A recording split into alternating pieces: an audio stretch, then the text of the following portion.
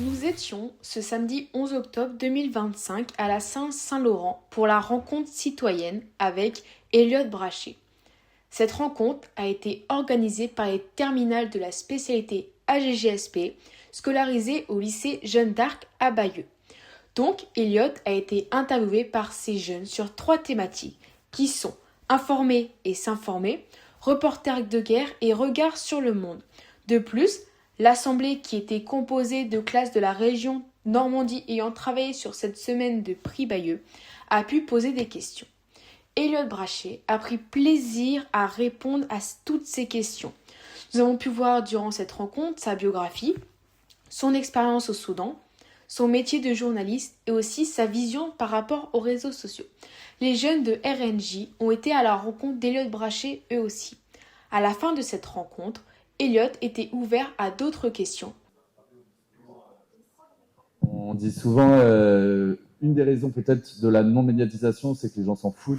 Et vraiment, cette année, cette semaine, j'ai réalisé absolument l'inverse, que tout le monde est hyper curieux et justement, que le problème ne se situe pas du tout dans le public qui a soif de connaître plus, de comprendre.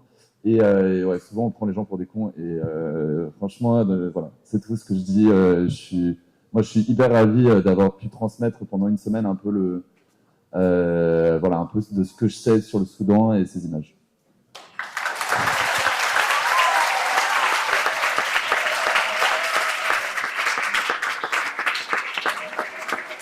Nous avons fini par une petite interview de Elliot faite par des jeunes de Jeanne d'Arc.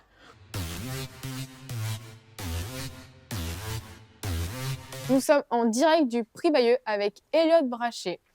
Que penses-tu que notre génération s'informe plus que les générations précédentes?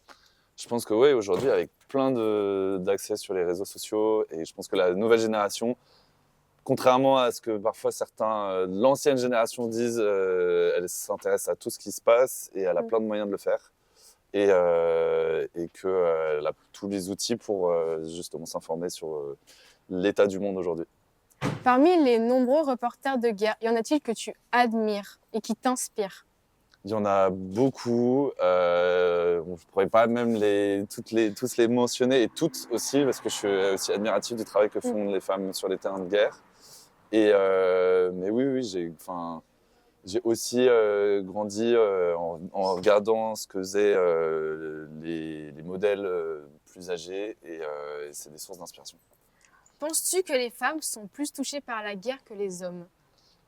En tout cas, pour parler du Soudan aujourd'hui, effectivement, les femmes sont les premières victimes de la guerre, alors qu'elles avaient été les premières manifestantes pendant la Révolution, et que c'est souvent le cas dans de nombreux conflits. Et pourtant, ce qui est assez étonnant, quand je suis retourné au Soudan, j'ai toujours trouvé que les femmes racontent mieux la guerre.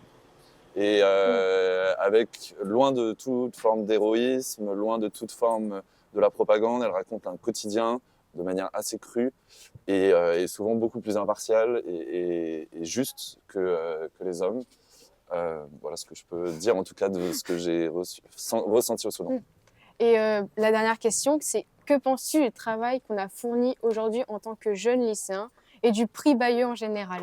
Moi, c'est la deuxième fois que je viens au prix Bayeux et c'est ce que j'avais aussi préféré l'année dernière, c'était les rencontres avec les lycéens et dans les écoles en général. Je trouve ça super. C'est des temps d'échange qu'on n'a jamais nous dans notre travail parce qu'on bosse. En fait, c'est un boulot quand même assez solitaire.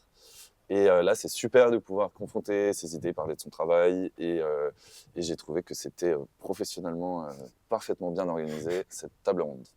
Merci beaucoup. Merci. Et voilà, c'est fini pour nous. Bravo.